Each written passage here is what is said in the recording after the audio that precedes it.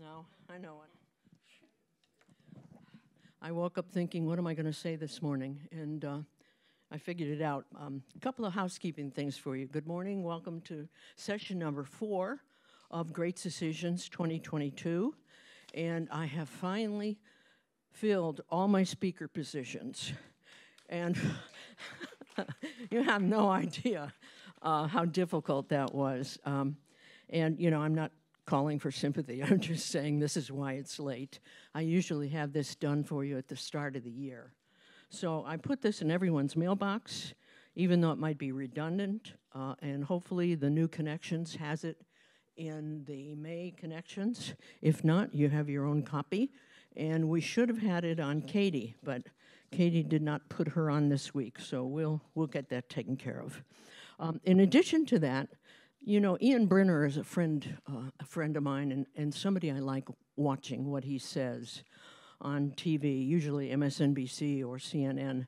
And he came here to Richmond, to the Richmond Forum one year. I think Mary and I were in that session. And I always clip what he says are the top risks of 2021. And I ran across this, which I hadn't produced last year, and I thought, well, let me put it out there. And for those of you who are interested in looking backwards and saying, gosh, if we had only known, you know, pick up a copy of this and take a look and see if there's anything in there that tips your interest. Not a single thing about Russia. Interesting. Okay. Yeah. And when you see Professor Jeffrey Morton, not a single thing about Russia. So the moral of the story is, while we're busy competing like good Americans with China, Russia's over there building 4 or 20 years worth of military buildup to do his grand plan to annex most of Europe. Anyway, enough lecturing. Today, just want to talk about a couple of things. This chapter was really, really difficult. Agree? I was exhausted when I got to the end of it. I had to force myself to read it. And then I said to myself, how am I going to get our participants to be interested enough to come here and listen to this, and of course support our speaker, you know, who's gone through his own trials to get here. And so I started thinking about, you know, what could I do to make this interesting? So I thought about the very first film I saw when I came to Richmond, which was The Year of Living Dangerously. How many have seen that? Yeah. I was surprised I even remembered it, but, you know, Mel Gibson was gorgeous then. Sigourney Weaver was equally gorgeous. She did not have the alien around her neck or coming out of her mouth. And at that time, I didn't understand it. So now I'm going to go back and look at that. I also just Googled motion pictures about Burma. Lo and behold, the other one I saw, there were 2 I saw. The Lady, and then the other one was Beyond Rangoon. And both of them are about the president who had been not exiled, but under house arrest for 15 years. So sort of a fictionalized account. And I don't know why I hadn't thought of these things before, but they really made it come alive again for me. Plus, Anthony Bourdain on Myanmar. I sent you the CNN link of the full episode. So last night I'm there at 10:30 watching an hour's worth of Anthony Bourdain, but it was wonderful to see. And he's so lyrical in terms of his understanding of the culture. So then I thought to myself in my ramblings, you know, why did the Foreign Policy Association, that, you know, is the all-seeing arbiter of what our challenges are, they pick every year the top 8 challenges. Why did they pick Myanmar? And I hope that Chris will be able to answer that for us. I also looked, yeah, I don't know. Maybe they did not. Yeah, if you watch Anthony Bourdain, you'll see that he filmed it when Obama was visiting. Wow. You know, and that was a boost for the whole country. In the back of your book, and I always look at these things simply because I'm curious, is a 10-year or 8-year or 4-year index of all the topics they've covered. And it's interesting to go through them, and I have the ones I guess all the way down to 2022, 2024, 2011. I didn't pull out this one, but it's all the topics and what they thought were important, and it's under the topic, not the year. So you can count how many Russia topics there were, how many China. I'm going to look for how many Myanmar and Burma they were. And the other pitiful part about it is, you know, they give us a teacher's guide, and I got to show you this. Usually it's like pages of stuff you can use with your students. And it's one page. I felt so bad, you know, and it's all acronyms. And I don't know about you, but those acronyms drove me crazy. So I just went to the last few pages, and what is the U.S. policy response to Burma and Myanmar? The other thing is, the teacher's guide does the same thing. Key terms, define what this group is, what that group is. But I just thought that was pitiful. There's got to be another way to make this interesting. So then we go to movies. So anyway, today we're going to watch Jeffrey Morton dissect the chapter. And he doesn't have a whole lot of complexity to offer about this topic. And the way he places it in the priorities of American public foreign policy will interest you, and the chart will be at the very end. So, all yours, Chuck. Thank you.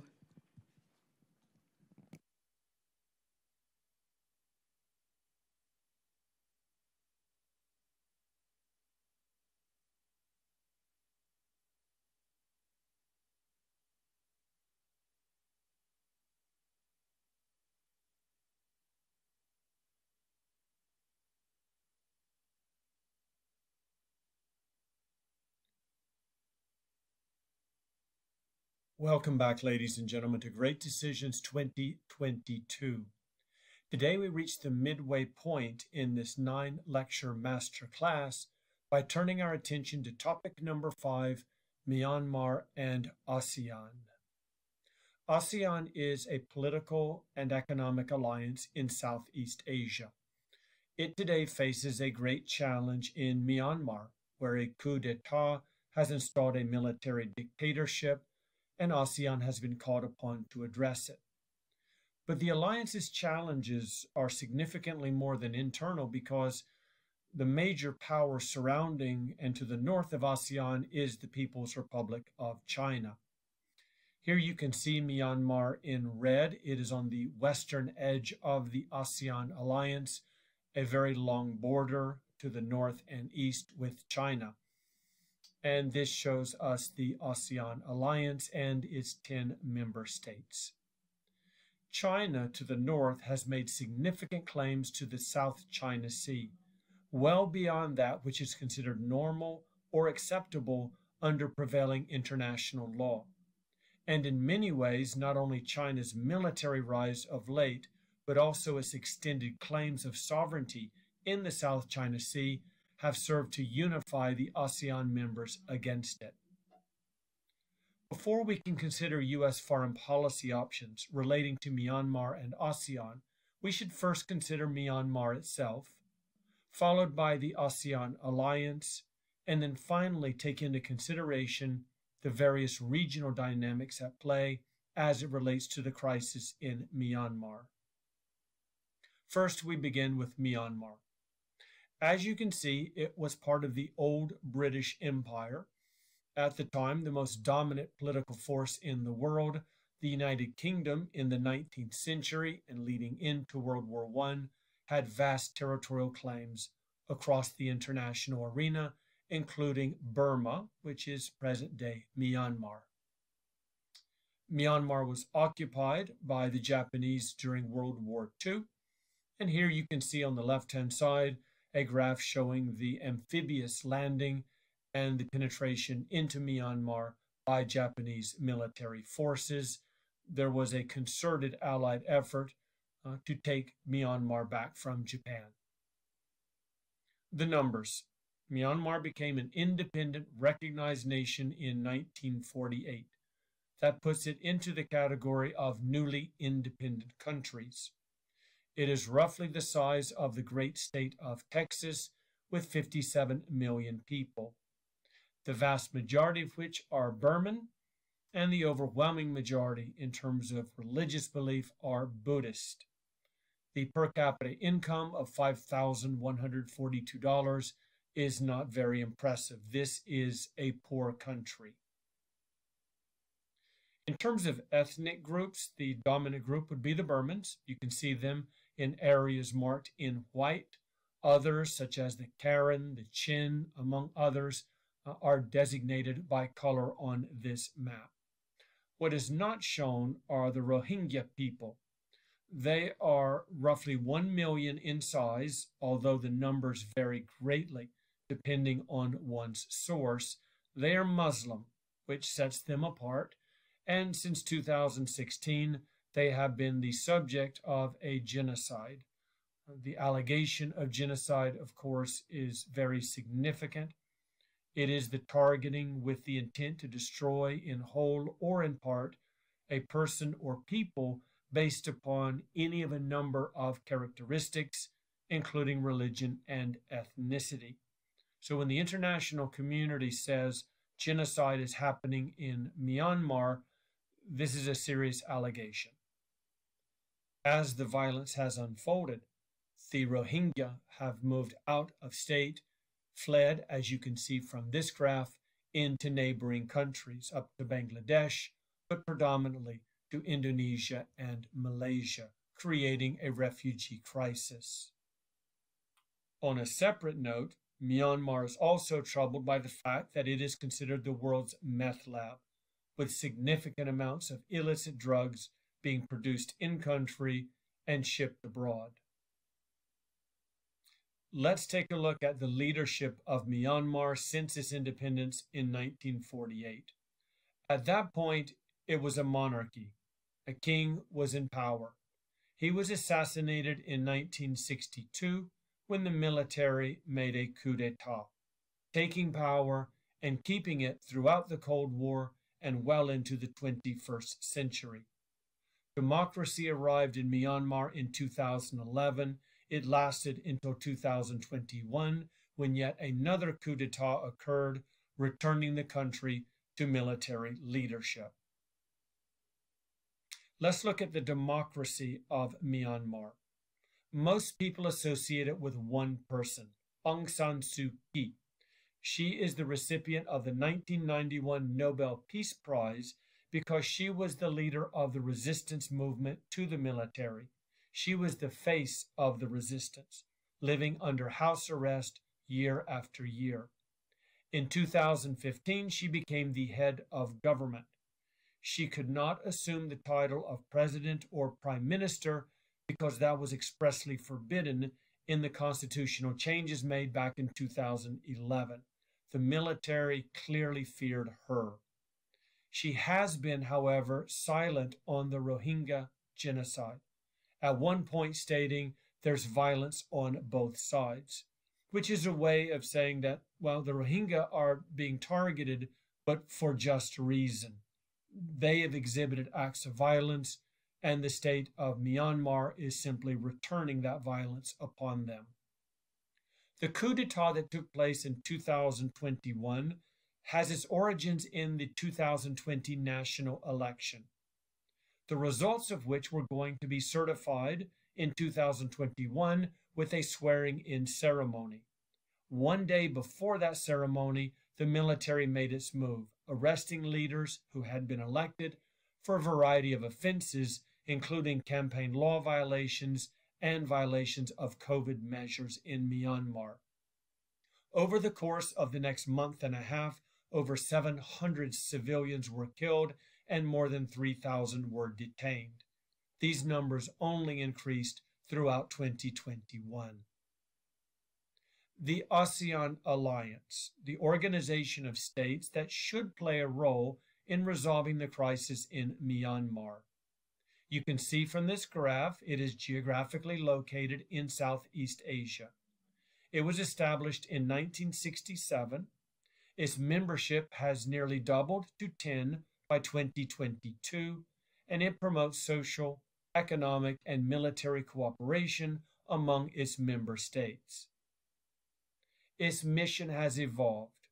Back in 1967, it was limited in membership largely because of its desire to counter neighboring Vietnam, the emerging power in Southeast Asia. It talked a great deal about multinational cooperation on a wide range of issues, which is, of course, its primary focus today as well. But in the mid-1990s, the mission of ASEAN changed to countering not Vietnam, but China, and for that reason, Vietnam was allowed to join the very organization that was created to counter its growth in power. Such is the nature of world politics.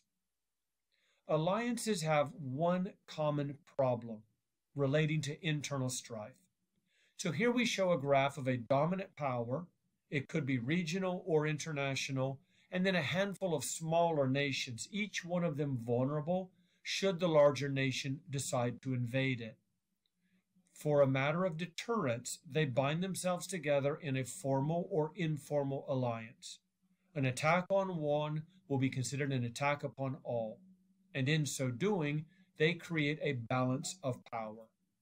Other nations, of course, can join if those who are currently members accept them, further strengthening the balance against the larger country. If, however, there is a problem within the alliance, such as Myanmar today, the tendency is to prioritize the original mission of the alliance, countering the large party, as opposed to dealing with problems inside of it. We saw this with NATO in 1974 when Turkey invaded Cyprus, and we're seeing it today with ASEAN addressing the crisis in Myanmar, simply sweeping it under the rug. The violence in Myanmar is significant. Undoubtedly, people are suffering, and the military coup has not been well received by the general public. It has caused people to leave their homes for safety, to flee across the nation and cross international boundaries. So let's now look at the regional dynamics at play. First, we'll start with ASEAN. How has it responded to the crisis in Myanmar? It issued what it called a 5-point consensus. All of the members of ASEAN agreed on 5 basic points, 3 of which are noteworthy. The call for a cessation of violence, appointment of a special envoy. An envoy is someone selected by a head of state, an organization, or an alliance to be the point person of communication, of contact, and negotiation on a particular issue. We, for example, have special envoys for countries, for regions, or even for themes. Myanmar, of course, a crisis within ASEAN, deserved a special envoy, someone who could speak between Myanmar and the ASEAN alliance. And finally, ASEAN promoted humanitarian assistance to relieve the suffering of the people of Myanmar. There was, however, noteworthy, no call for the release of Aung San Suu Kyi, who is back under house arrest. This is an example of sweeping a problem under the rug. This is not a strong action. This is not collective action with a specific intent, except to be able to publicly claim we're dealing with this issue and we've done all that we can do. Let's look at the influential actors in region. If we were to divide them into 3 categories, from most important and impacting at the top to least important and impacting at the bottom, ASEAN would go there, along with the United Nations. This is an alliance that has chosen not to get deeply involved and an organization that has very few options at its disposal. In our middle category of moderately influential countries, I would put Japan, the United States, the UK, and the European Union. Their economic power is substantial. If they decided in concert to economically punish those responsible for the coup in Myanmar, it would certainly have a significant impact. But at the very top is Australia. It is a regional power. It is one that has enormous influence in Southeast Asia and with Myanmar. So how has Australia responded to the coup? Forcefully or in a more reserved fashion? It is the latter. acting more like ASEAN in its response, which effectively takes Australia out of the calculation. So let's now look at American foreign policy options. First and foremost, we are a very great distance from Myanmar, more than 8,500 miles. Americans do not prioritize Myanmar. Very few are familiar with the situation that's happening in Southeast Asia, and the United States does not have a long history of investment or engagement in Myanmar. China, on the other hand, shares a common border with Myanmar that's more than 1,300 miles long. So clearly, among the major powers, China is the most influential. Let's take a look then at China. The most influential actor, the leader of that region, a country that is deeply concerned about the anti-China sentiment that is bubbling over in Myanmar.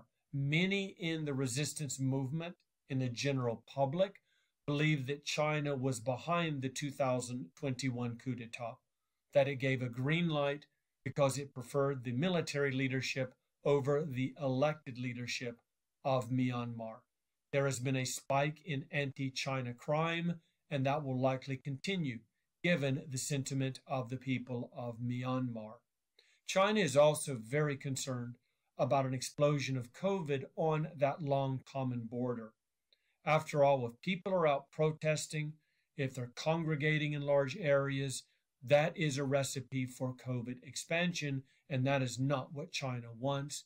And finally, China has to be concerned about the economic corridor that it has established through Myanmar that could be jeopardized by violence in the country. China has tended to prefer elected officials in countries that it deals with. The reason for that is rather straightforward. When China approaches a country about economic engagement, it tends to ask, what do your people need? If it's light rail or a port system, if it's telecommunications, if it's a psychiatric ward or a rum factory. I mean, the whole range of options the Chinese are going to provide it, either through long-term low-interest loans, technical supports, or state-to-state grants. And what the Chinese are doing are building strong relations with publics, with the various members of the public of the countries they engage. And so they're concerned about a coup d'etat that they are going to be blamed for, whether or not they had a role to play in it. Here you can see the economic corridor. It is part of the much larger Chinese design on global economic expansion. It runs through Myanmar on its way to Bangladesh and India. The U.S. relations with Myanmar have risen and fallen, falling during the time of the late military leadership in the early 2000s, rising significantly when democracy arrived in 2011, and then tapering off with the recent coup d'etat. The underlying context of American foreign policy calculations, we don't have any vital interests that are at risk in Myanmar. A military response is extraordinarily unlikely, in part because of the region and our experience in Vietnam, but more importantly because there probably isn't a military solution to Myanmar, and certainly not one that we would pursue. Economic blockades, cyber attacks are probably out, a bit over the top. Targeted economic sanctions make a lot of sense, raising the cost of those who committed the act of the coup. But we're certainly not going to be willing to attach America's reputation to what happens ultimately in Myanmar. We've been burned in this country before. The Obama administration invested a great deal of energy and attention towards Myanmar. You can see Secretary of State Hillary Clinton in-country visit when the military decided that it would allow for a peaceful transition of power. We took away our economic sanctions and upgraded our diplomatic presence in the country. So the Obama administration was invested in turning Myanmar from a military government to a democracy in hopes of aligning with it as part of his pivot towards Asia. We've now been burned to some extent, by the 2021 coup. So what exactly is our foreign policy path? Well, we should probably act in concert with other major powers, including the United Kingdom, the European Union, Japan, Australia, perhaps India. India could be an amazingly influential power if it wanted to in Myanmar. To date, it has not indicated a willingness to do so. A lot of risk for India. It is reluctant to attach its reputation to the outcome of this coup d'etat. Targeted economic sanctions, targeted travel sanctions, and targeted social sanctions could all be employed by these major economic powers against those responsible for the military coup. Probably not going to result in any significant change, given that most of those in charge in Burma are deeply invested in their country and in the government that they now are controlling. We will very likely pursue a policy of some suspended aid. We do want to be careful here because much of the aid that we send to Myanmar, even though it's channeled through government offices, makes its way to the people of the country. There is the reality of aid leakage. Anytime that we make a donation to a targeted group within a country, it is going to be distributed by the national government and state institutions.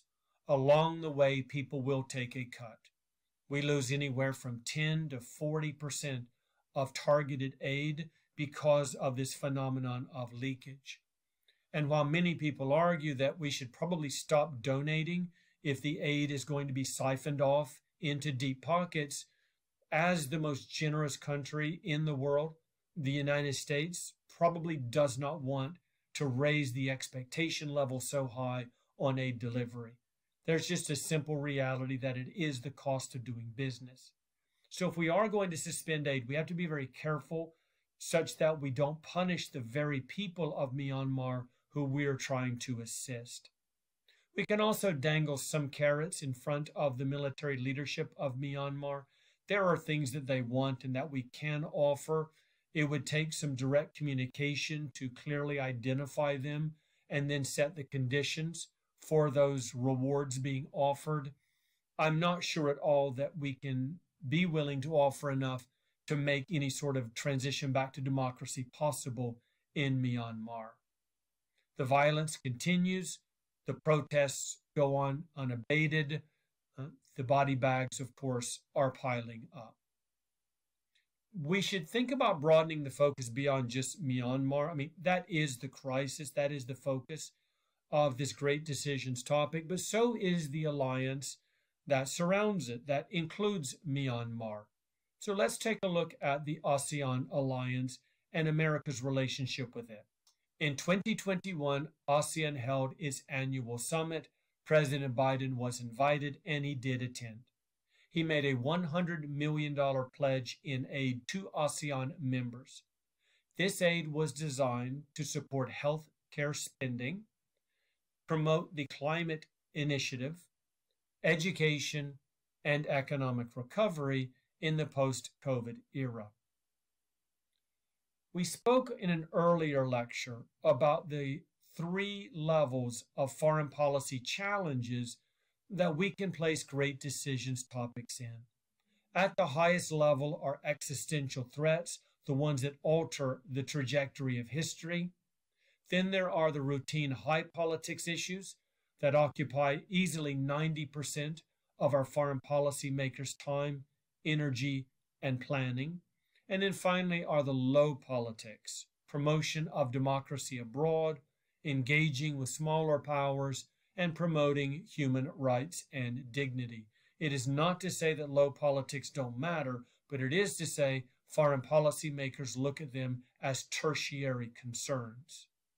Myanmar falls in that category. It is a small power.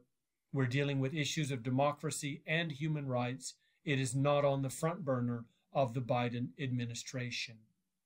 I want to thank you for attending this lecture, encourage you to stay engaged, and make great decisions.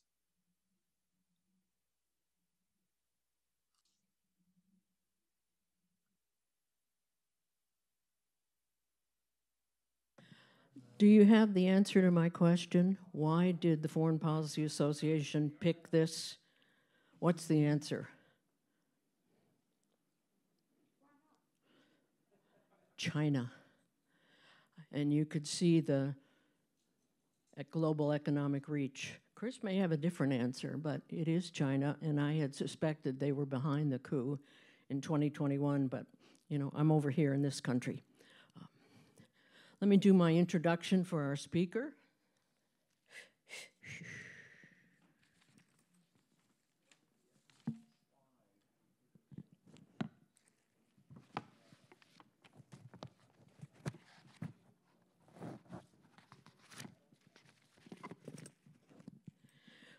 You may have seen Chris before. If we didn't have COVID in 2020, this would have been his third time visiting us here. It's not your first, no. Third, yeah. And so he has like a 19-page resume, but he sent me his briefest biography ever yesterday, so let me share that with you. This is Chris Saladino, and he's assistant professor of political science at Virginia Commonwealth University. And he's making his third appearance here with Great Decisions. He spent the 1980s and the 1990s as an executive chef in the city of Richmond. So you may have dined at his restaurants. And then he returned to VCU to pursue an undergraduate degree. That degree led him to the University of Virginia, where he earned his master's and was ABD, all but dissertation, before VCU reached out and hired him as a child genius in 2002. Over the next 20 years, it had not yet occurred to him or VCU that maybe he needs to go back and finish his dissertation. But so far, they've left him alone. Chris has taught over 14 different courses in that department, mostly on international relations and comparative politics. These courses focus on international security, international organizations, and international political economy. He is also a founder of the department's concentration and coming MA degree in human security, piloting the capstone course and then a course called food security. Very interesting. Hang on, let me get to page 2. He was once a Cambodian scholar through the SAIS Johns Hopkins University, where his interest in all things Southeast Asia found an intellectual home. You know, when I try to find speakers, he always raises his hand from some corner of the world, and I'm thinking, yay. He has taught honors modules on Southeastern Asian politics and Cambodian politics at VCU. And I think Cambodians have 50,000 people that are refugees here in Richmond, which is just amazing. And friends of ours are heavily involved in international rescue and rescue organizations. Currently, his research interests are in craft economics, food security, and aquaculture. He says he eats very well. I'll leave that alone. He's the current president of the Virginia Social Science Association, and he's currently committed to the eradication of cystic fibrosis and hosts an annual spaghetti dinner in honor of his daughter, Lucy Saladino. He has raised over $250,000 serving plates of delicious spaghetti, grassroots funding at its most delicious. In his spare time, of course you want to know this, he roots for the New York Yankees and enjoys an occasional high-end bourbon whiskey. Last time he was here, he gave us a lecture on what are the best hams to order in the United States. So please welcome Chris and be prepared for a colorful PowerPoint. Thank you.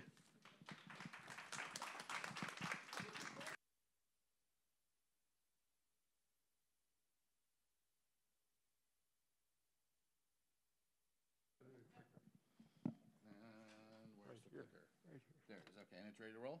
It should be. Okay, cool. All right, so I have that, and I have that, and I'm gonna wander around if you don't mind. Wandering is how I work. Thanks. Can I take this off while I'm up here, or would you? Yeah, there we go. I'm staying 6 feet away. Hi, and thank you for having me in the weirdest time in the world. 6 feet is important. I'm vaxxed twice. I'm boosted twice. Still got COVID after the booster. Yeah, well, you know. But I didn't die, and so I feel like the booster probably did a good job. I have all the comorbidities. You can't see them. They're hidden in my giant belly, but I do have them. And so I'm nervous just like everybody else. But I'm really pleased to be here, and I'm thrilled that many of you are here. Everything seems to be a bit of a risk these days. I want to make a comment on the general presentation. It's kind of as a general statement before we talk about the specifics, because the first 2 times I was here, there was a fairly colorful film shown that was informative, and then I kind of did the PowerPoint. And, you know, I think, you know, I could leave now. Except there's some things to fill in. So my PowerPoint is going to be weak, but hopefully I can fill in some important blanks. But it'd be interesting for you guys to decide amongst yourselves if that's your preference, right? You know, because you should have input backed into this program and say, hey, a PowerPoint that's really informative as opposed to a film that's interesting in a speaker, you know, those are options, you know, and they should probably get feedback. You know, I think it's a good idea that these things aren't just like, look, we do it, you take it, you pay the money, it's great, right? That being said, there were some important points raised in there that I will overlap very explicitly because I hadn't seen it, and that's okay. And then some other points that I think I'd like to veer from. Another point about me is that you brought up a great point about 50,000 Cambodians in the United States. And the thing that brought me to really understanding Southeast Asia was as a young cook, as a guy who had failed out of college and followed his girlfriend to Richmond, Virginia, and started cooking.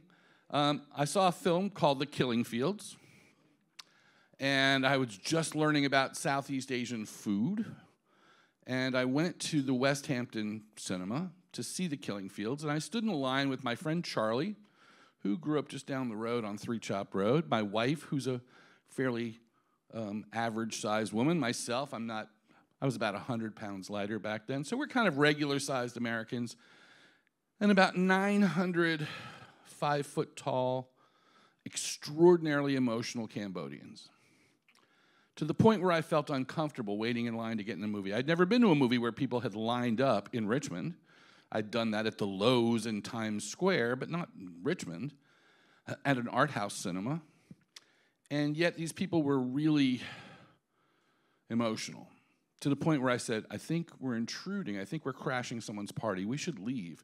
And my friend Charlie's kind of a not with it sort of guy, and was like, well, we paid for our tickets. I'm not leaving. And I said, all right, whatever. But the woman in front of me looked and said, no, you have to see this. You cannot leave. You have to see this.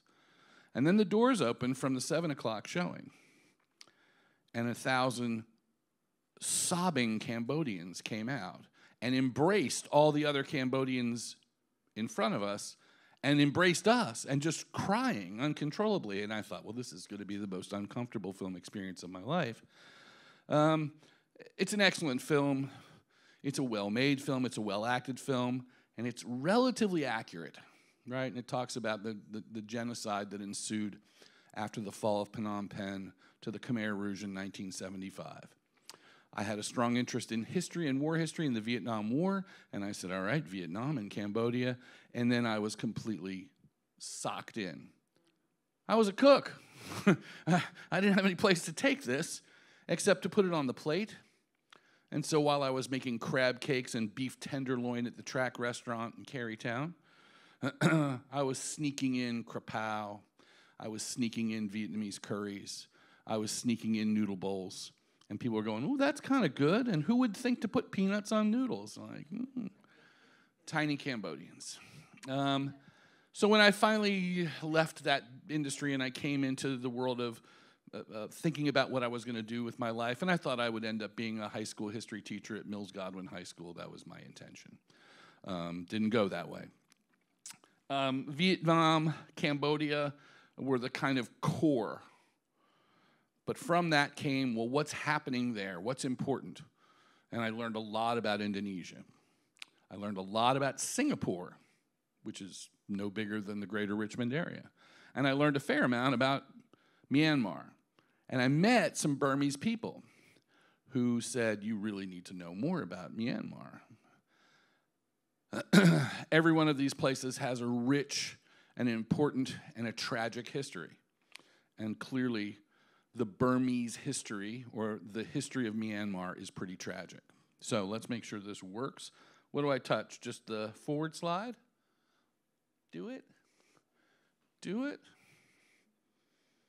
I can just touch the laptop, can't I? Boom. Okay, that's me. There we go. So the first thing is that you got a kind of a brief overview of history, and what you got was enough. We have a tendency to show off what we know. Well, let's start with 1066, and then remember what happened in 1604, and of course what happened in the 1870s. It matters in nuance, it matters in cultural residue, but it doesn't really resonate with actual governmental structures. Not so much. You know, we don't see the British Parliament worrying about the Magna Carta as much as they'd like to suggest. And so, you know, the timeline over the last 12 years is important. Before that, as you saw in those periods of time, Myanmar, which was British Burma, was a colony until 1948. In 1948, British dumped a ton of their colonial possessions. On the other hand, it was never, therefore, in the purview of other nations. The concerns about what would happen there thereafter tended to fall on the old colonial power, much like problems in Jamaica fall to UK, not to the United States, which is only 1,000 miles away, but to the UK because it's a former colony. The Bahamas is 48 miles off the coast of Fort Lauderdale. I've taken a boat there and back in the same day, but it's a British problem because it's an old British colony. And in this sense, Burma, that far away, becomes the problem of the UK. And the UK in the 1940s, 50s, and 60s, much like the United States in terms of Southeast Asia post-1975, when, however you want to paint the American experience in the war, we decided to leave. It was peace with honor. It was a tie. We lost. Pick your outcome. There are elements to all of that. The one thing that the United States was never going to do was go back. Goodbye. We're done. And so in 1975, when Cambodia falls to the communists and the worst genocide in the 20th century since the Holocaust breaks out, the United States says, those Khmer Rouge guys, they have the seat in the United Nations. I don't care about whatever else they do. This becomes a problem of American foreign policy, of international organizations, and of distance and post-colonial residue that is fully on display in front of us again today, right? History doesn't repeat itself, it just continues. And there is no, oh, remember when that happened. It's still happening. So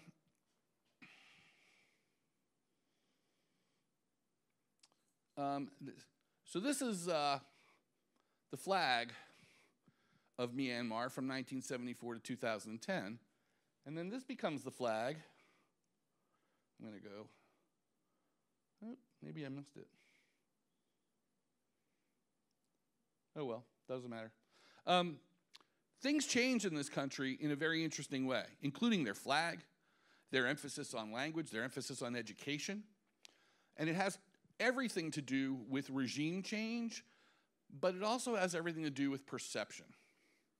And one of the primary changers of perception in this country is the woman that you read about and that you saw, Aung San Suu Kyi, who is an incredibly complicated person.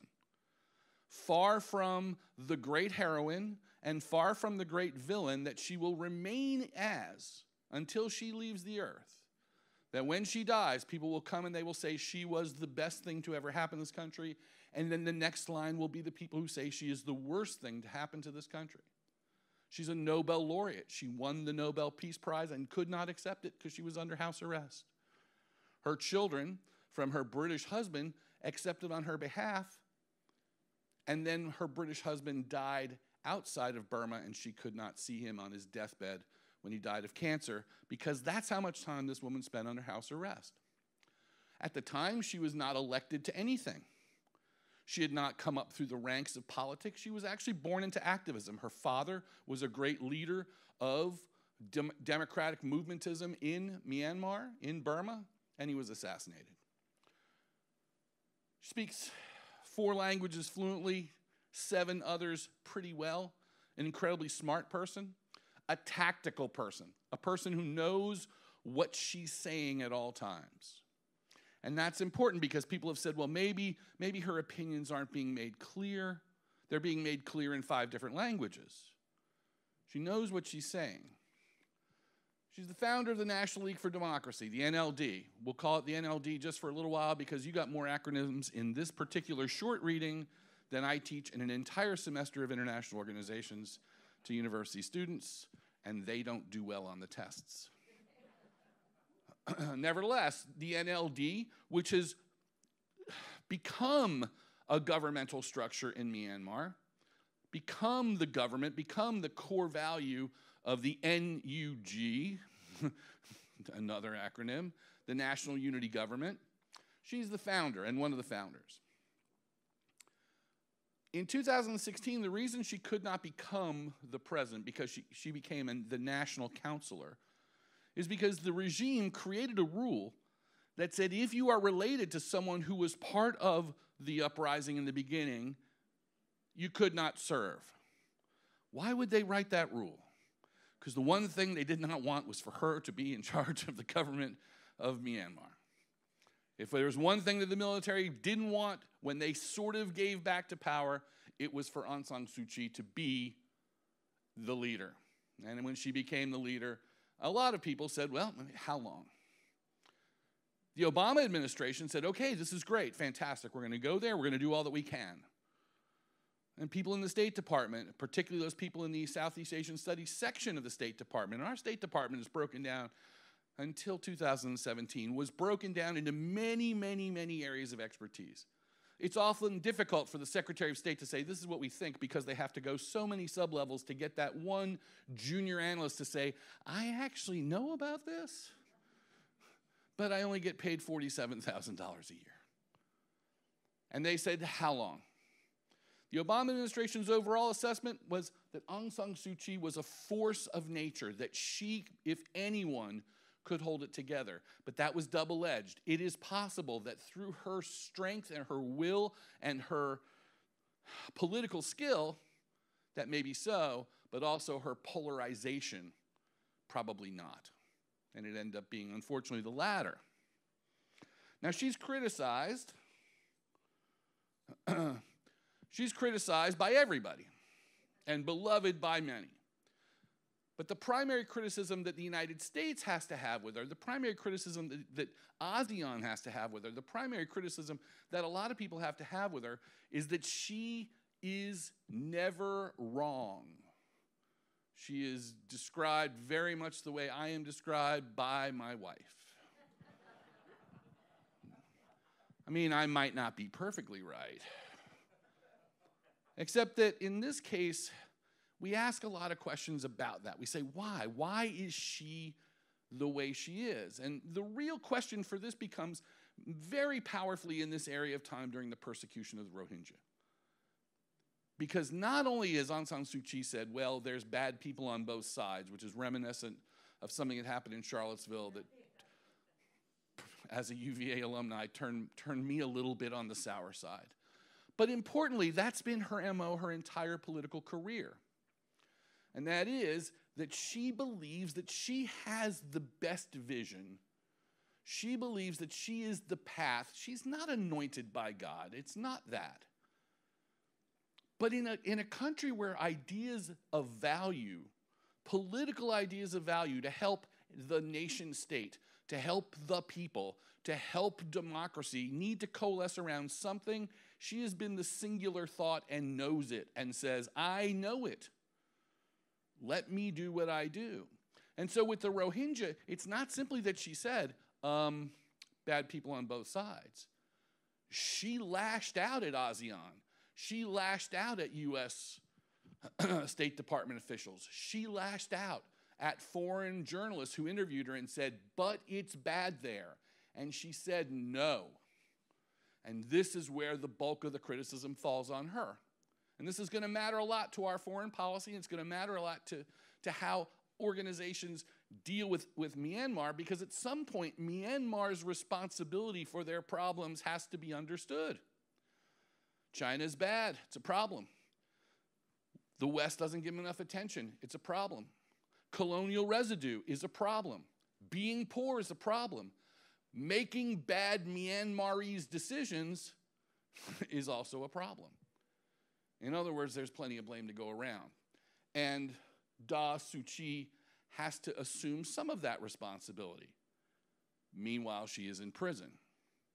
Yesterday, the Burmese, or Myanmar High Court, which is run by the regime, which is a junta, which is military occupied, declined to sentence her for a third time since the coup.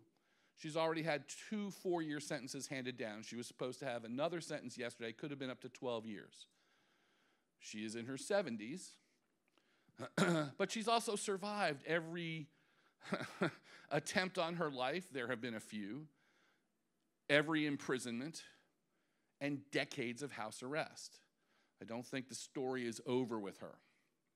But the Rohingya policies are a very big problem for her as the savior for democracy in Myanmar. Now, why? What is her motivation, right? The only thing they can't strip her of is the Nobel Peace Prize, and the Nobel Committee has said the reason we cannot strip her of the Nobel Prize is because we don't have a mechanism for that. We've never done this before. Otherwise, it's likely. First of all, her thoughts are that staying elected, keeping democracy alive in Myanmar, is the only thing that she exists for. In a sense, she would push one of us under the bus to save Burmese democracy, even though killing someone like me who's old and has a bad hip, seems like a terrible idea. But it's the bigger picture of this notion of democracy. Is she a cult of personality around it? Yes. But is the idea of finally realizing an actualized democracy in Myanmar something that drives her 24 hours a day? Clearly. She has not seen her grandchildren. She does not see her children. She did not get to be with her husband when he died. She did not accept her Nobel Prize. Those are some things to be considered in this whole kind of complication. If you want to stay elected in Myanmar, you have to appeal to the majority. It is not the kind of country like South Korea or Japan where everyone is Japanese and everyone is Korean. Right? It's about 66% Burmese or Burman, but that's broken up into some ethnicities as well. That means a third of the country is ethnically diverse. It's culturally diverse. It's religiously diverse. It is absolutely economically diverse. That is poor and a lot of rich people at the top who have strong ideas. To be able to have democracy, you must appeal to the larger base, and it's not going to be universal. The larger base in Burma tends to be, it is sad to say, Islamophobic. They tend to be racist against people who are darker complected, against people who are not Asian in their vision of Asian. Sounds a lot like South Carolina. We don't throw them out of the union. And yet this is an entire nation state, right? So in order to have democracy, which is a good value, you have to appeal to a crowd and get it. Have the democracy, Aung San Suu Kyi says, and you can fix the other problems. But without that democracy stable, everything is about defending the democracy. And so when you say, listen, in your democracy, your soldiers are committing genocide against those people, her response is those people are not as important as the democracy. However she slices it, that comes off badly. That's not a good optic. unless you understand what's driving her. And I'm not defending. She's likely anti-Muslim herself. It seems pretty clear. Her internal writings say if these people weren't here, it would be a lot easier, it would be a lot better. That might not be the worst form of racism, but it's a form of racism. It's 2022. We've been exposed to all the sensitivity trainings there are. We know what racism is, even if we go, oh, I don't want to be that racist. It is what it is. And she probably has it just as much as I had COVID. The big issue here, though, it's very likely that had she made a hard turn and said, we need to now tolerate all of our citizens, that the military would have swept in at that moment. That would have been the end of the single reason she exists for, to keep democracy alive in Burma, in Myanmar. By the way, officially the United States does still call the country Burma. And there are American Burmese citizens, second generation, who say we're Burmese. But people in Myanmar, the pro-democracy movement and the military, refer to themselves as Myanmar. We can call them whatever we choose. The ethnic divisions, which was a question in the packet, are important, right? Because it is a multi-ethnic state, but it wants to be a homogeneous state. It wants to be Japan. We're all Japanese. And when you say we're all Japanese, 99.2% of the people who live in Japan are ethnic Japanese. They are not a melting pot. Maybe Myanmar is not quite the melting pot of some countries, but it is to some extent. And it doesn't handle it very well. The Rohingya presents an even more vexing problem because of the 135 recognized divisions in this country, the Rohingya are not recognized. They do not exist. It's easy to have bad things happen to people that you don't believe exist, that you hope will dissolve across a border or will go away. It's also understandable why the Burmese under pro-democracy, or the Myanmaran under pro-democracy, and under the military, hate foreign press. It's a universal. When the foreign press came and Aung San Suu Kyi came out of her exile, her house arrest, and they came to interview her, she was curt. She was harsh. She was not live in an interview in that PowerPoint. She doesn't give a lot of them. And when she does, she's not all that warm and fuzzy. She's well-dressed. She's eloquent. She's smart. But she's not that friendly to the foreign press. In fact, when democracy came in most powerfully in 2015, when she was elected counselor, the crackdown on foreign press and on freedom of journalism was the worst it had ever been, including under the military. They threw journalists in jail. They created a Domestic Security Act. And if you wrote something that the domestic security forces didn't like, it was de facto a violation of the Domestic Security Act, and you would get 4 to 7 years in jail. You'd stay in jail for a year or two, learn your lesson, and you would be exiled by presidential pardon, never to write about Myanmar from internally again. Many times these were Burmese people who happened to be working for Reuters or UPI or the BBC or what have you. So there are problems that transcend the coup is bad, and we're going to get to how bad the coup is, but you saw that already. I don't want to repeat what was said. The coup is terrible, but there are problems. And by the way, Myanmarese is not a word. I don't know why my speller made it a word, but it's not, and I tried to correct it, and it didn't work. So what am I supposed to say at the end? All mistakes are my own. So discriminating against people in Myanmar is normal and has been for a long time, even in the Rakhine, where the Rohingya dominate their area. The locals do not accept them as residential. Transients, they've come from China. They've been kicked out like Uyghurs. They've come from Bangladesh. They've come from Iran. Rohingya are a lot like the Kurds. Right? They're an ethnicity as well as a religion, and they have no place. If I was doing a talk on Kurdistan and they'd say, Kurdistan is this, there has never been a Kurdistan, look it up. You know who thinks there should be a Kurdistan? The Kurds. I guess the Rohingya might think there should be a Rohingyastan, but there isn't one for them. And so they are sort of they're sort of the tragically internally displaced group. And they tend to be persecuted wherever they are. They have a flag. And I tried not to include. So this is my form of text speak, right? These are not good reasons to condone this kinds of persecution. Crimes against humanity, genocide, are internationally illegal. They're illegal in Myanmar. They're against the rules of ASEAN, and they're against American law. Just to start with some people who might want to say something about this, who haven't said enough.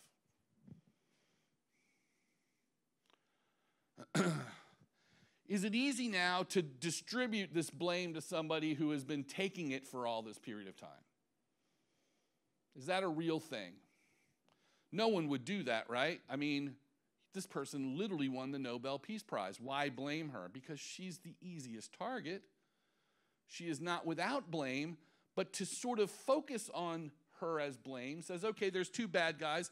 There's the pro-democracy heroine who turns out to be a racist, and then there's the evil military junta who come in and coup her out every once in a while. That's the chess match. As Professor Rosen pointed out, there are a lot more actors than that.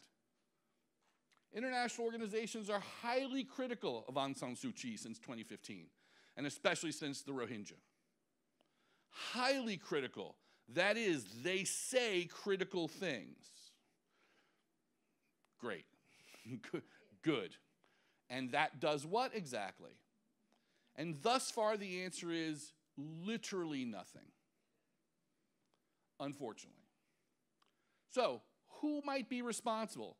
Broadly, you heard about the United Nations. The United Nations has had a court opening in the International Court of Justice. The ICJ, the International Court of Justice, also called the World Court, all those things are legitimate describers, is the actual court in the United Nations established in 1944 that hears case versus case only where state actors can be parties to the court. So it's one-on-one. It's not a whole bunch of states get together and sue. It's one state. 5 different states have now put cases in against Myanmar because their nationals were in Myanmar and either were hurt, their property was taken, were killed, or they're speaking on behalf of the Rohingya. Burma is a party to the International Court of Justice. They have to be. They're members of the UN. But the ICJ is notoriously slow, tortoise-esque in its ability to process these things. And to have standing, to have a case work, requires a jurisprudence and a logic that is not quite the same thing as, you didn't pay me for my work, I'm going to sue you. These cases will linger for probably decades. Not much is going to happen there. There is, there's the International Criminal Court, which people say, aha, in 2002, we finally got a court, an international organization that is designed to hear cases against individuals who specifically commit crimes against humanity, war crimes, and genocide. That's it. 136 nations. No, 126 nations in the ICC. Not in the ICC, by the way, the United States, Russia, and China. Just in case that was clear. Nor Myanmar. But Bangladesh is. And Bangladesh has a huge number of Rohingya refugees and can therefore file claim on behalf of their status. It's a complicated jurisprudence. Anybody know why the United States is not in the ICC? Give me the briefest of answers. It's the worst possible question I could ever ask you. I apologize. It's still the morning. The United States is not in the ICC because we believe the ICC would be an international kangaroo court in which we would take American soldiers and diplomats who would be accused of genocide, war crimes, or crimes against humanity, remove them from American judicial systems, and place them in front of an international court where we would have no ability to protect our people. Sounds like a terrible idea, doesn't it? It's impossible. The only reason the ICC exists is as a court of last resort, or what international legal scholars call complementarity. We complement the existing courts. Hey, does the United States not have a uniform code of military justice? ICC will take them. The United States Uniform Code of Military Justice is the Uniform Code of Military Justice for the ICC. We're good there. Does the United States have a bad record of prosecuting their own people? Well, we're 5th in the world in population and 1st in the world in prison population, just to put it in that way. We have more lawyers than any other country on the planet. We have more courts than we have more cases. Do we try, prosecute, convict, and acquit in the United States on the regular? Any of you have children who are attorneys? I tried to make my son be a lawyer. He's a bartender. He might make almost as much money. We don't meet the standards of these. This is a court of last resort for failed states that the legal systems are in jeopardy. Countries that are so troubled that you need an international court to come in. Countries like, I'm trying to think, Myanmar, where war crimes, crimes against humanity, and genocide are happening as we sit. They're still in the investigation stage as to whether or not they will have an actual investigation, as to whether or not there will be an actual case. If you're worried about the ICC acting too quickly to snag young Americans from wherever they may be, since 2002, when the court opened up, with all of the things that have happened in the world, they have had 41 total investigations and 22 finalized cases. Or as I like to call it, the first hour of court in Hanover County.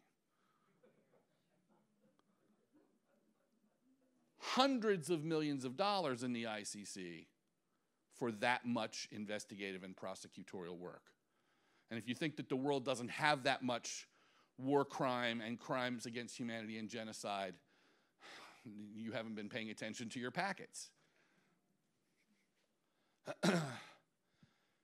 So, the UN, the EU, the World Trade Organization, which governs trade and has ushered Myanmar into a trade league that it has to obey. ASEAN itself, all of the international organization overlays that Myanmar is affiliated with or that has some say over Myanmar's affairs, economic affairs, trade interests, travel, energy, security, diplomatic relations, all of them are constituted by nation states. And the nation states that run these at the highest ends are the most powerful ones, as Professor Rosen talked about the balance of power. And what those states have to decide when they say, we need to get after Myanmar, are two things. How does it affect our relationship with that state in a positive or negative manner? And how does it reflect our relationship with other states in a positive, what we call issue linkage? When we talk about the United States, we'll see that it doesn't that much. But, so can they do anything? Can they sanction Myanmar? Can they say you're out? Can they cut off trade? Can they do things that will be painful to the regime on human rights violations or on the overthrow of democracy in favor of the coup? Or preferably both? Yeah. Sure they can. Can they do it if it's not in the interest of the powerful states? They can. Will they? Probably not.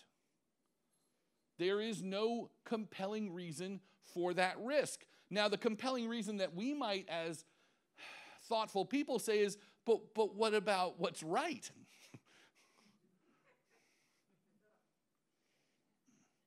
I mean, if I can strip away all politics in the United States, I can say, well, what about the bad things my government does? And you say, well, you mean Biden or Trump? I just said my government. I meant Truman. I meant Ike. Sometimes we look askew at people who are just constant critics of government. And I teach government. I'm not a constant critic of government. I'm deeply embedded in government. But we look askew at people who just criticize government all the time. But I have a newfound respect for them because I found that most of us don't critique government. We critique the guy that we don't like. And he becomes government. What the American government has done for the last 2 years under this Biden guy is terrible. How was Trump? He was great. How was Obama? He was terrible. I know what you think. What Biden's doing is so much better than that damn Trump guy. Yeah, he was terrible, wasn't he? What'd you think about Obama? He was amazing. What'd you think about Bush? Worst guy ever. And you get to go to the other side. Chocolate chip, blueberry. That's the scone order. What does that say about the U.S. government? It doesn't say a damn thing about the U.S. government. Biden policies around the world in terms of foreign policy relative to Trump policies, and I am a huge hater of Donald Trump, not because of his politics, but because I'm from New Jersey and he ruined my friend's business in Atlantic City. It's personal. Totally true. But as a foreign policy analyst, for a guy who gutted the State Department of literally the best and the brightest, that was troubling for me.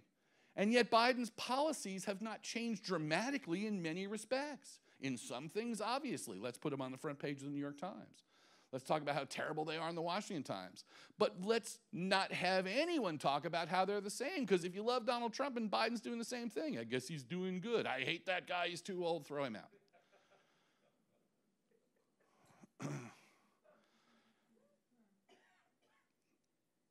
The work that we see that brings us this information should come from these courts and their investigations. The work that we see that brings us the information about this should come from governments sending in their emissaries and say, what's happening?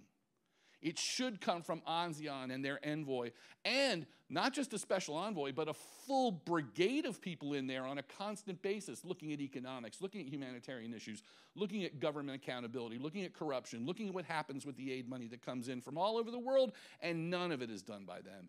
It's all done by almost non-paid, non-governmental organizations, domestic Myanmarese, Burmese, people of Myanmar, and internationals who come from around the world who are usually incredibly young, idealistic people who have just gotten their degree and want to see the world and say, oh my God, it's that depressing.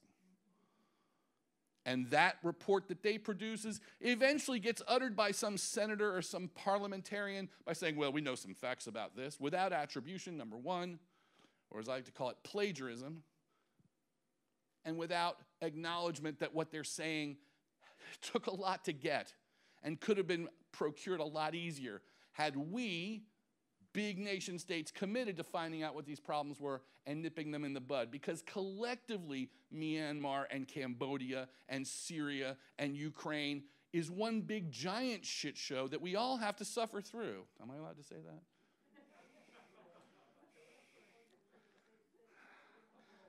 This is not rated G for... I'm the immature one here, I understand. But we say, oh, well, Myanmar doesn't matter. Well, probably not right away. Ukraine even. I mean, I have students today. I have 19-year-olds who go, but, you know, wasn't it just part of Russia anyway? No, it was not part of Russia anyway, but whatever. Even if it was. Wasn't it kind of a crappy democracy there? I don't know. I haven't been. Wasn't Zelensky a comedian? I don't know. You don't know? Okay, I do know. But what does that matter?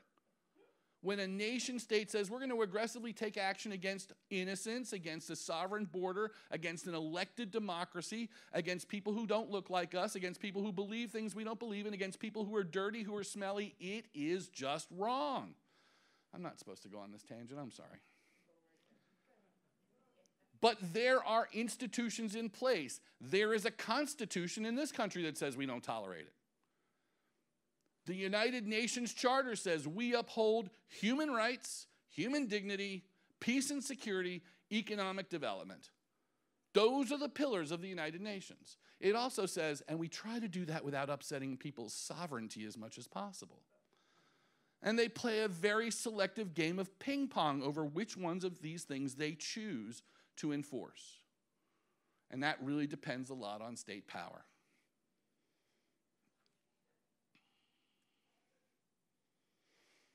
So you ask the question, well, why do these organizations even exist? Is it so that big countries can go, look, we spend a lot of money to say that we uphold democracy, human rights, human dignity, and economic growth and development? A little bit, yeah. These words sounded really good in 1945 when the worst war known to mankind had just ended, when the worst genocide ever seen on film was shown to us in movie theaters before we watched Bette Davis movies. Like I was alive in 1945. I'm sorry, I'm not that old. My feet feel that old. So why do they exist? What are they supposed to do? Well, it's a mixed record because since 1947, when the United Nations said, listen, this is what we do, and the world said, hey, we're going to decolonize a little bit, and when we do that, big, nasty stuff is going to happen in Palestine. Oh, the Palestinians are going to get a country? No, we're going to give it to the Israelis. What's the Israelis? It's a new country. Don't worry, you'll see. It'll be a problem for a little while. Okay. It should exist, shouldn't it? Yes, it should. Will it be a problem, though? Yes, it will. What do? Pray. From 3 different perspectives. We established the first peacekeeping mission ever in 1947. Peacekeeping is not in the United Nations Charter. It doesn't exist. But why do we have it? Because people were suffering. So we can do stuff like that? Oh, yeah.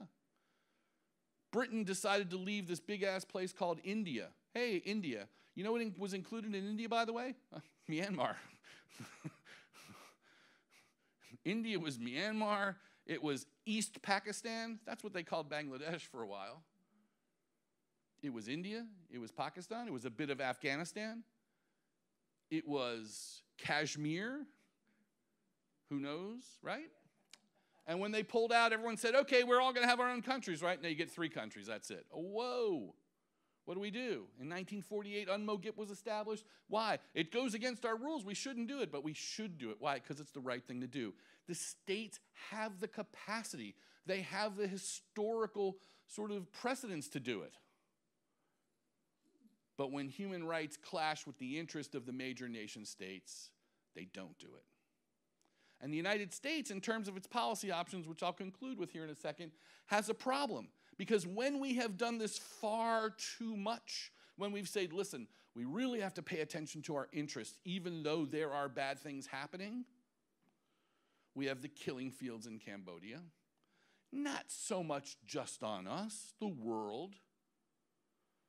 We have genocide in Rwanda, much more on the United States. The United States was one of the 2 major blockages to effective peacekeeping operations in Rwanda. And by effective, I mean that the United Nations had peacekeepers already on the ground who said, just say now, and we will stop the genocide simply by showing up, simply by walking out there with blue helmets and NATO rifles and saying, you can't do this anymore. And the United States said, don't do it. You may not do it. France also said, don't do it. Belgium, we were not alone, but we were certainly the most significant voice. And in 100 days, 1 million people were slaughtered live on TV. If you wanted to stay up really, really late at night, if you remember CNN International, after about 1 a.m., CNN just went overseas. It was kind of great for a person who was studying international politics. ITT News, entities that nobody seems to care that much about anymore, right? But you could turn it on and go, oh my God, they're slaughtering people in this place called Rwanda. Why is nothing happening? Isn't there a peacekeeping operation supposed to be there? Don't I want to learn more about this? Shouldn't I change my career now? When human rights, which are an important pillar of the United Nations, crash into the interest of the nation states that fund this stuff, there's always one winner. Why does the United States hang out with some of these Southeast Asian nations? And I got to get through this quickly because I'm rambling. Well, if we look at Vietnam, Cambodia, not so much Thailand, and Laos. Vietnam, Cambodia, and Laos, French Indochina, the French lose a war in 1954. That war eventually becomes the American War in Vietnam. That ends in 1975. Doesn't go so well for us, goes great for the Vietnamese. Communist countries, still today, governmentally speaking, they are communist countries. They are Politburo single-party driven. Malaysia, Indonesia, Singapore, Philippines are democracies-ish.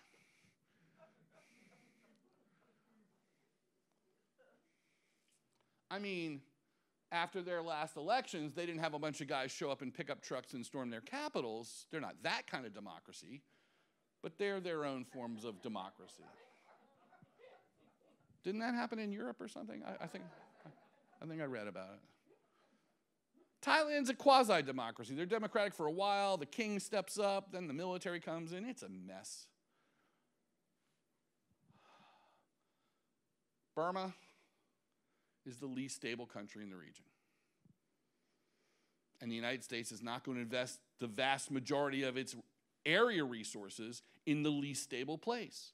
It's not going to build from that. It's not going to say, let's fix the weakest link and then they're going to invest in the strongest states. Strongest state in all of Vietnam. Incredibly stable. But they're communists, yeah. I mean, how do we know how stable they are? Like, what's a good indicator of how stable they are? I think that's the indicator. That would be Anthony Bourdain, who I miss dearly, and Barack Obama eating banchan, eating a noodle soup dish, and drinking beers on tiny stools for tiny people in Hanoi in 2016. While President of the United States. Not in the picture, 14 very, very nervous Secret Service agents. All looking for the closest McDonald's. Remember, this is the place that we sent 2.5 million young Americans and didn't bring back 60,000 of them, where at any given time, 500,000 Americans ultimately killed close to 2 million of the local population, north, south, east, west, bad guys, some good guys. That ended in 1975. Even I wasn't an adult in 1975. And that's our normalization, meaning we can normalize, meaning we understand our best interest lies with this country. Strategically important. Why?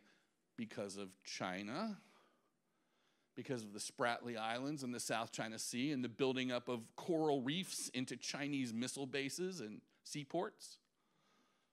They're a strategic ally of the United States. You know, the Vietnamese were occupied by the Chinese for a long period of time, and then they were eventually colonized by the French. And they defeated the French, but before they defeated the French, they had to defeat the Japanese, and then they defeated the French, and then they defeated the French again, and then they defeated the Americans, and then they defeated the Cambodians, and then they defeated the Chinese 3 times. The Vietnamese have fought 3 wars in the latter 20th century against the Chinese and won. If I could swear liberally right now, I would say, don't mess with Vietnam.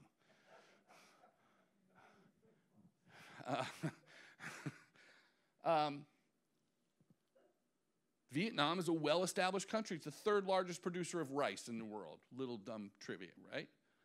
Who would have thought back in the 1960s when my dad got drafted to go to Vietnam, your dad's got to go be a doctor in Vietnam. Where is that? Don't worry, they'll win and become a huge powerhouse. We don't think of them in that sense because they're not Japan. They're not Canada. They're not Italy. But they're very powerful in the region. Malaysia and Indonesia, powerful countries. Also strategic importance. Straits and waterways and China. Myanmar is important to China, but Myanmar doesn't like China, so we don't need to get involved deeply in that.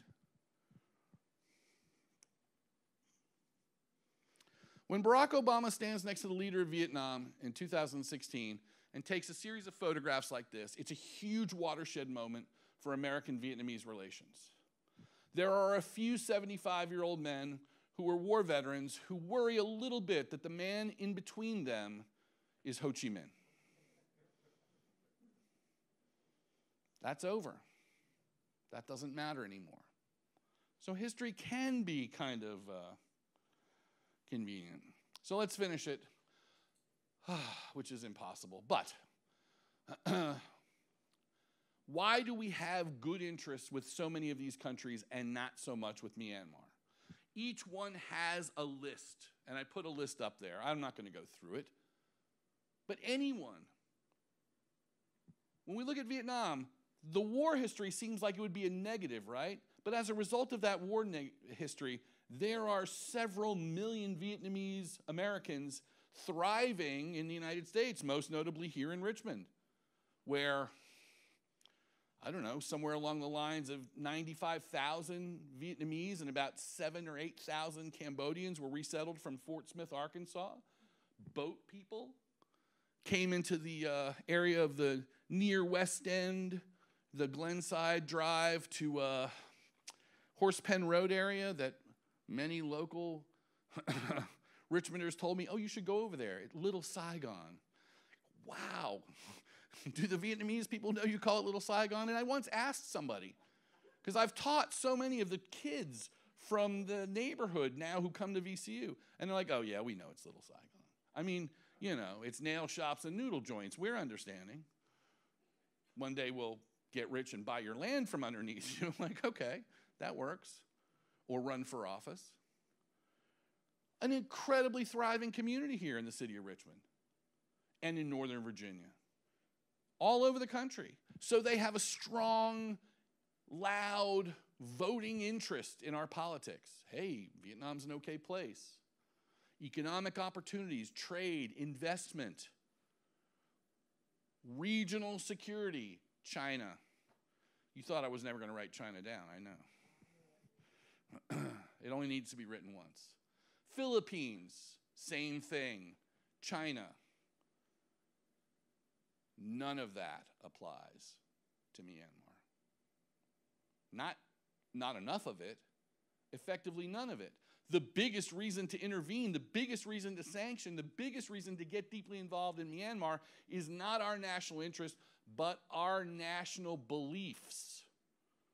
What we stand for as a democracy. Now I'm just opinionated. Because all that stuff, all that preamble to the Constitution, all that stuff in the Bill of Rights, all the stuff that we've tried to defend around the world, the greatest generation did what they needed to do because why? Because Nazism is evil. I don't know, genocide seems evil. But we just don't have the political will, and we don't see it as in our national interest. I just said all those things. So, where does it fit? Low significance. You heard that in the PowerPoint. Humanitarian, but not strategic. The United States has tried to stay out of conflict in that region. We get involved in supporting regimes, but we don't get involved in their internal squabbles. We haven't in Cambodia. Hun Sen has effectively been a dictator since 1997, but he's a stable dictator. And American investment in Cambodian businesses is up 375% over the last 6 years. He's a dictator, but he's our dictator.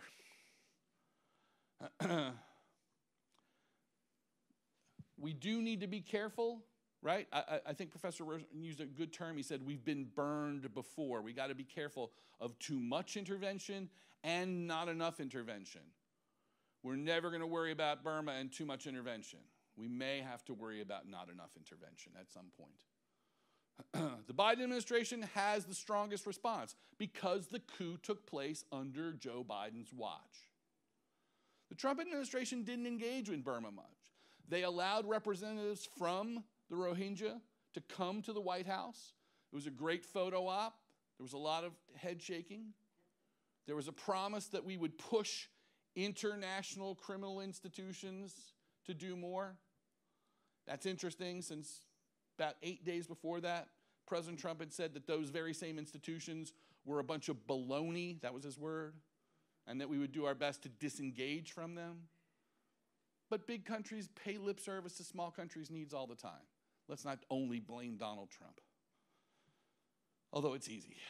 So the Biden administration has pledged a lot of money. They pledged a lot of sanctions. But they haven't put the explicit pressure on the junta, on the regime.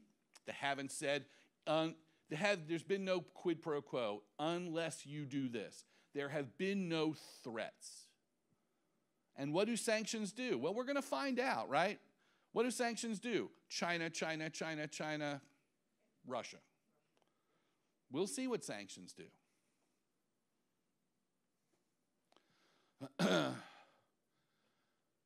That's what I said. It's amazing that I said things that I actually wrote down. Most of the sanctions are targeted, by the way, against individuals. Again, the thought that a significant amount of what we put into it could be siphoned off, and if we take too much out, it won't make it down to the people. I have a little problem with that statement. The only reason that stuff gets siphoned off when it gets to the national distributional level is because the lending state lets it. Because there's such a thing as oversight, there's such a thing as investigation and follow-up.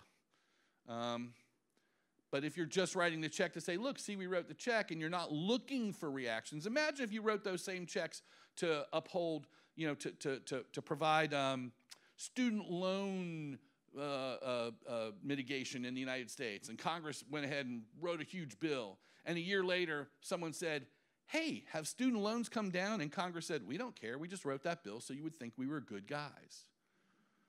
The Government Accountability Office would go out of business instead of needing staff on a regular basis for 30 years, because when we say, let's go ahead and spend $13 billion, a year later somebody, if not everybody, says, well, what happened to that $13 billion? We built some fighter jets. Did we? Yeah, we did. Can we see them?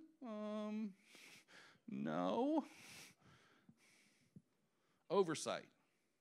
We demand it domestically. We don't care that much internationally. So that, well, 40% might get sifted is not a necessary figure by any stretch of the imagination. And yet, we don't know. We don't know what's going to happen. It's very new, by the way. The case against Aung San Suu Kyi, again, yesterday was supposed to have almost its last resolution, and they bailed. This morning when I read it, it was 17 hours old, so that's how current that is. And it remains to be seen. When the professor said, well, when will democracy come back? If you looked at that timeline, not for a very long time. Not for a very long time. And so what will the United States do? Will the United States say, well, we got to keep putting pressure on them to become democratic? Or will the United States say, okay, we've got an authoritarian regime in Myanmar, how do we work with them to resolve our best interests? Which is why democracy dies.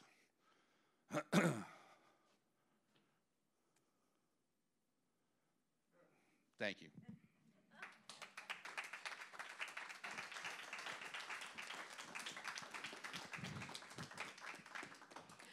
Yeah, those 2 bottles of water are for you. I am so dry. Questions? Overwhelmed. Sorry, too much. At one point you said NGOs can affect pressure, which really surprised me because having lived in Southeast Asia and encountering young NGO people, that's the last thing I would consider. But then you said a lot of them are representative of they're nationals of the countries where they are operating. Yeah, so when we look in different areas of the world, it depends on the region, right? Some countries have restrictions on their own localized NGO activities, right? And other countries have restrictions on how many international NGOs can actually enter. So it really depends on where you are. That's interesting. But there are, NGOs are almost always seen as humanitarian, but they're all kinds of things, right? They're agricultural, they're religious, right? They're cultural, political organization, education, any number of things. what I meant wasn't so much that they impact change because they have power. They provide the data that the United Nations works with, that state and federal governments work with. The United States doesn't have dozens of teams on the ground in Myanmar, data mining. In fact, we probably have no one on the ground data mining. But NDI, the National Democratic Institute, which oversees elections, and it goes to places where democracy is really in the most dire straits, and pays a staff of people nothing. And the NDI people, strong lefties for sure, but unbelievably dedicated folks. I mean, they're just going to monitor every aspect of democratic decline, record it, and publish it as quickly as possible. And they get kicked out of countries all the time. My friend who ran NDI in Cambodia for several years got kicked out and back in and kicked out and back in 4 times. And people said, wow, what's that persistence going to do for you, Sophie? Sophie is the director of the China program for Human Rights Watch. She's the most prominent human rights analyst for China in the world. Sophie Richardson, if you ever want to get somebody to come speak, oh my God, she's amazing. But it's that kind of persistence and that kind of youthful exuberance and maybe less at stake, people without families, people without, the rest of their career in front of them, idealism, they haven't been soured by listening to me and stuff like that. So they provide the sort of data mining on whatever it is, as opposed to governmental reporting or denial. And so oftentimes those NGOs are people who are in it, right? They're not just watching, they're stuck in it. They're living bad lives. They have to be evacuated. Can they do stuff on the ground? No, they're not very effective because they're underfunded. They don't have any national, power behind them. If they want to go ahead and distribute food in a place where people are starving, like they did in Somalia in the 1990s, they had to seek donations. They had to find volunteers for transportation. They had to ask for private security, for convoy protection, and for food distribution centers. In one flick of the wrist, USAID did everything that they did times 10 with one check. But how did they know they needed to be there? From the NGOs coming before Congress and going, they're literally killing aid workers. Can somebody please help us? Because it's not going to be on the radar. So they really do help to promote the issue. I think that's is what I mean there. But no, you're right. To see a group of 6 people open up an office in Phnom Penh or in Mandalay or in Rangoon and Yangon and say, okay, we're going to start investigating human rights violations. The outcome will be slow and unofficial. One of my nephews was on the team that set up USAID, and he said in 2012 when they went over, it was Burma, but then when in 2013 they were allowed to say Myanmar. Right. And I'm going to he's close to retirement, so I'm going to ask him if they really do lose 40% of their USAID money. Well, and he can tell me the truth. Yeah, and I think that the best answer is who knows, right? I mean, Right. Who really does know? Yeah. So there was a bill in, I guess, 2006 that was an addendum to AIDS package to Africa. So the George W. Bush administration passed that largest amount of money spent on AIDS research and prevention on the planet, but it had a whole lot of strings attached to it. Governments had to conform to a bunch of things. And so they wanted to loosen up those conformities. They wanted to say, hey, this is working really well. Now, if we allow all states to participate, including some states that may not be as friendly to the United States or states that are, not as democratic, that would be kind of cool, right? Mm-hmm. And only at that point, and you had huge bipartisan support for this bill, right? It was a Republican president who promoted the bill. Mm-hmm. You had bipartisan support in the Senate. All of a sudden, the support became extremely partisan, right? And so what you saw then was the Republicans that didn't want to do this saying, in those countries that we want to include in this, the corruption that will sift off the top will be. And so did they know that? Was it not the same in every country? The generalization was far more political than it was a data point. If you ask me what the data point is, I would say I have no idea. I don't know who does know. And particularly, you know, where it vacillates between the cost of doing business, which is different from place to place. You know, to get something done may cost unstated fees, right? Greasing wheels, whatever, and then straight corruption, which there is plenty of everywhere, I would assume in Henrico County, you know, so, I mean, only because I live there. But yeah, no, it would be interesting to know what people on the ground think. Other questions? I got to tell you, my phone is blowing up from the people who stayed in their pajamas to watch you on 971. Uh-oh. And they're so appreciative, and they just thank you so much, and they think you can make anything interesting. Really? I don't have any good ham recommendations this time. I gave them last time. Yeah. I know there's the elephant in the room question, but I don't want to burden him with that one. Other questions? Can I answer it? What do you want? Do you want him to answer it? What's the question? Is my fly down? My wife checked. It's the Ukraine-Russia. Yeah, so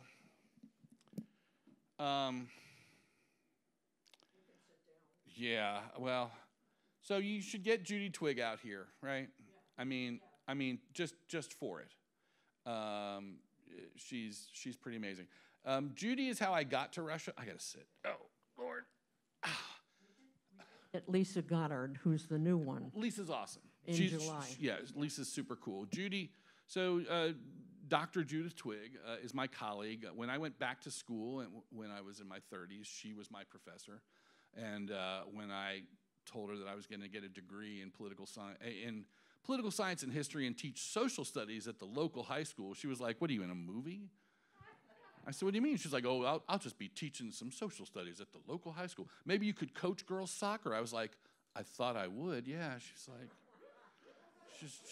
she shit all over my dreams, basically, and said, "No, you're making incredibly good grades. You're going to get a full ride to graduate school," which I spent about, 40, 45 minutes laughing. But she was right, and she really pushed my career. And when I went to UVA on a great fellowship because of her, after 3.5 years and getting ready to start putting together a dissertation committee, Judy's the one who called me at VCU and said, "I got an opening. I'm in a bind. I need someone for a year. It's going to pay terrible, but I think you can do it." And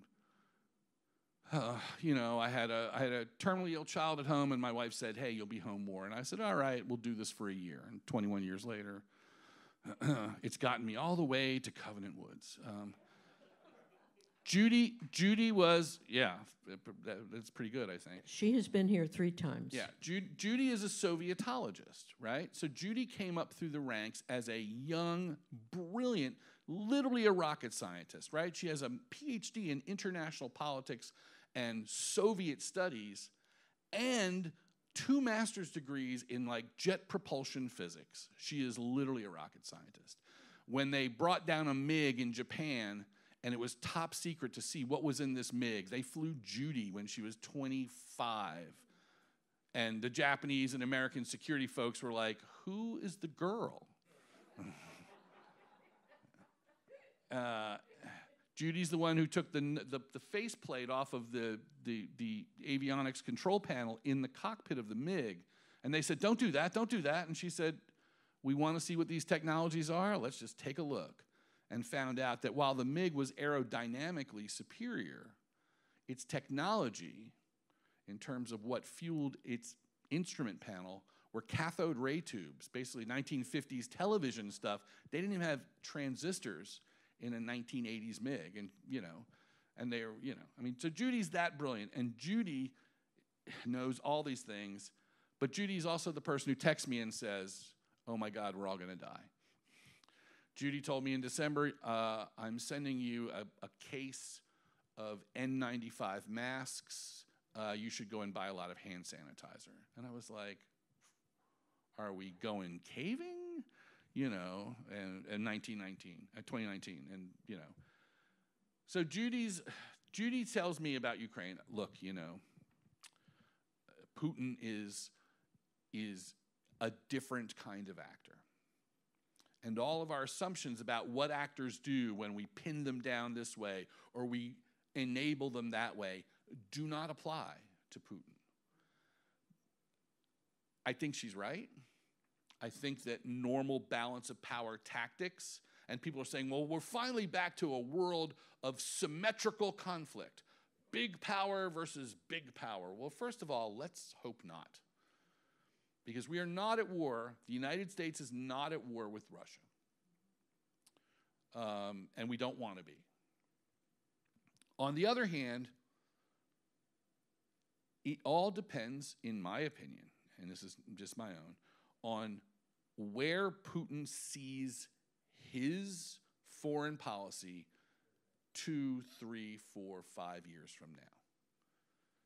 Is Ukraine it? We're fine. It's bad. It's terrible. It's horrible what's happening there. But we here are fine. Is it Estonia, Latvia, and Lithuania? Is it Moldova? Is it Finland? That's bad. That's bad. And that's why Finland, which has resisted NATO ententes for forever, is now almost actively negotiating with some kind of a conditional relationship, maybe not a full membership. Sweden, which has not been a NATO member, is almost certainly going to become a NATO member. And that's because those nation states see this as a probability of Putin's idea of expanding that Russian empire. But how far and all those kinds of things, I don't think anyone knows that. And again, if it ends up being half of Ukraine, a lot of people have said, well, you know, why not just give up that other half of Ukraine? Well, it's not half of Ukraine. It's not even a third of Ukraine. But it is strategic Ukraine, and now it appears to be the entire coastline, right? And so Odessa, and if you give some, you know, I don't mean to make a parable of it, but if you give a man a third of a Ukraine, he's going to want a whole Ukraine. And so it's pretty terrible. It's pretty bad. What is maybe, so I'm effectively half of my study in my life is to be a military historian. And if you look at the military aspects of this, you have a macro and a micro view. And the micro view is what we want to read in the newspaper every day, which is, hey, these small band of Ukrainians are holding off huge amounts of Russian of force. If you predictably look at what that's going to be, it's not good, right? I mean, Russia will take those territories eventually. It's what happens next in those territories. And I think that the nature of the Ukrainian resistance right now says that even when the Ukrainian security forces are defeated, they will become a resistance. They will be an underground. There will be a conflict. It will be not France in 1943, but Afghanistan in 1981 for sure. And the Soviets did not prosper under that condition. But they also did really, really evil, terrible things. And with that being, you know, in Afghanistan, that was pretty bad, and the world didn't like it. When it's in Europe, we react a lot more. When it's in Rwanda, well, you know, it's in Rwanda. When it's in Yugoslavia, and I hate to say it that way, but that seems to be historically the way the world reacts. And so...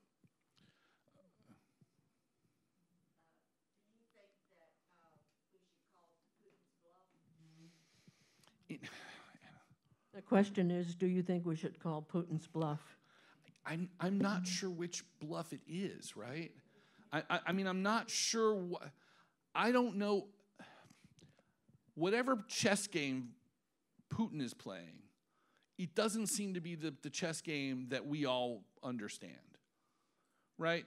I mean, this was an invasion that was pretty well supposed to be a big surprise that everybody on Earth knew was going to come. The big question was, would it come during the Olympics or not? Like, literally, I mean, people in Ukraine were going, this is our country you're talking about, and there's a line in Vegas as to whether or not Russia will invade during the Olympics. That's a true thing. You could bet money in Las Vegas.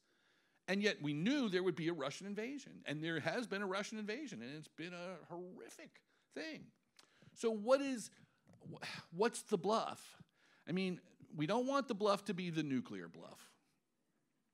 That can't be a dice roll.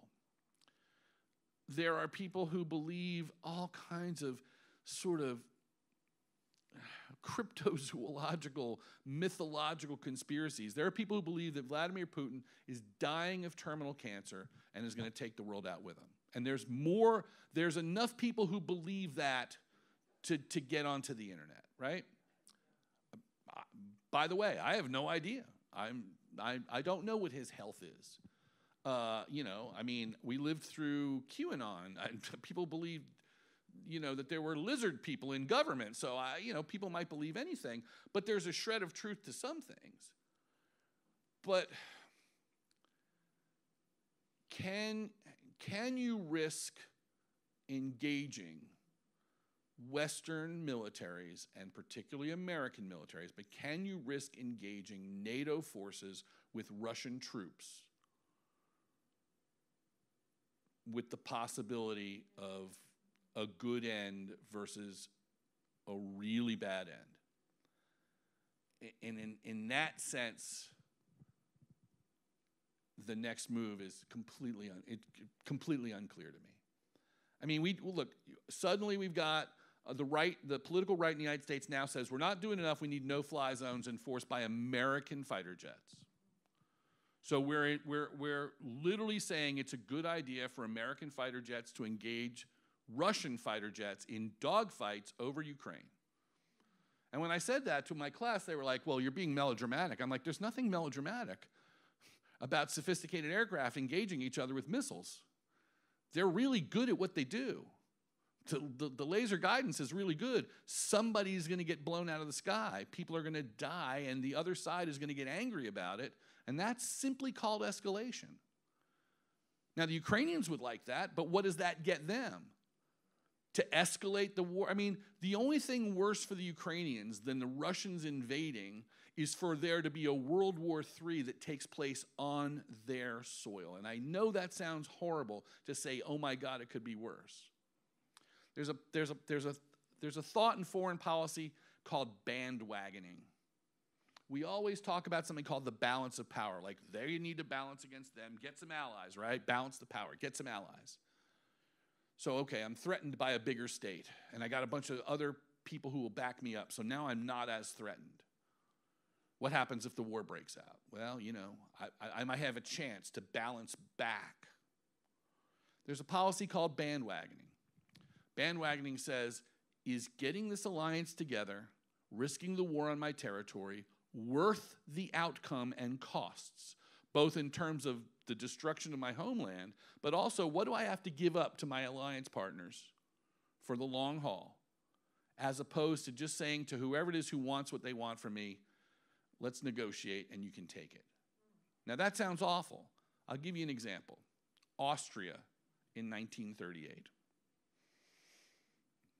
Herr Hitler is Austrian, and he says, Austria is part of Germany after all. It's not, and still isn't, but it is. It's part of the fatherland. It's part of the Third Reich. It needs to be, and he makes political motivations in Austria, creates a powerful Nazi party in Austria, but most Austrians do not want to be under Hitler, nor do they want to be German. Austria is part of the League of Nations. Austria can say to Britain and France, just like China did with Japan in 1931, just like Czechoslovakia did a year later, which didn't go very well. Hey, help. Help us keep Nazi Germany. Balance power against this new rising Nazi state with British and French and whoever, Dutch, whoever it was, military power to deter Hitler from coming into Austria. And Hitler said, hey, you can try to deter me, that'd be good, but I'm going to fight for it anyway. There will be a war over Austria. And the Austrians said, well, we might win that war, but it'll take place in Austria. It'll kill Austrians. It'll destroy Austrian infrastructure. It'll wipe out the Austrian economy. And we might still be Nazis, and we might not. Or we can say, all right, fuck it. Take it. The costs are greater than the benefits. And you think, well, how did that go? Now, as a World War II historian who wrote about it for a few years, Austria didn't do too bad in World War II. I don't want to say it in a good way, but in terms of destruction, in terms of loss, in terms of ability to recover thereafter, now who would have known? But they have that choice. States don't simply have to balance against threats. Zelensky and Ukraine could have said, hey, take half of Ukraine, right? I'm not saying they should have. But there's a certain point where balancing against the threat may be more costly than the threat itself. And that's where that bluff scenario seems to be embedded.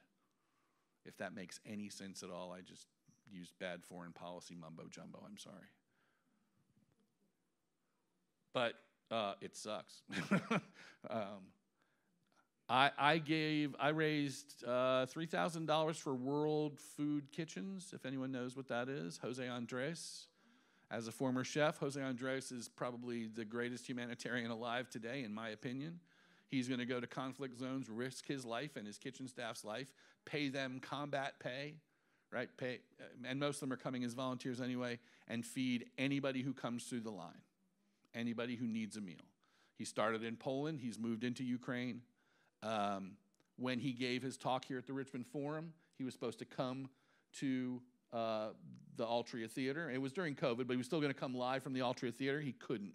He was in Honduras because they needed to open a kitchen there because there was a crisis center. And that day, they'd fed 1,300 people, and he was exhausted in his hotel room and did his Richmond Forum talk from the hotel room. And some Richmonders, and I know it's not y'all, but there were some Richmonders who were like, I was offended that he was just sitting on his bed in his hotel. It's like, great. So anyway, I have Facebook. That's my social media of choice. I have Facebook, and I just said, hey, for my birthday this year, and I raise money for cystic fibrosis research. That's what I do. My wife and I have raised hundreds of thousands of dollars for CF. She works for the foundation. My daughter died of CF. That's what we do. But I said, I'm going to do this thing for World Kitchen. I'd like to raise $500. And in 3 days, I raised, I think, $3,600. So yeah. And it wasn't me, right? It was people going, this guy is, what can we do there? What can we do about this? At this point, help refugees, help displaced people. I'm not going to send bullets and guns. I can't do that. But it's the people in Ukraine who are trying to live there and not leave, and 4.5 million people who have fled, who are, as scary as it is for us, they're living this every day. And, y'all, it's been 2 months. That's it. 2 months. And it's like we've lived a whole war in 2 months. It's nowhere near over. So I got no answers. Thank you all so much. Thank you. Do you have a winch so I can get up? Thank you, Chris. I have to rock. He's able to autograph your book if you care to come up. Oh! I'll send the World Food Kitchen link to you as an afterthought. All right, thank you all. Please take scones. There's plastic bags for you to grab a handful.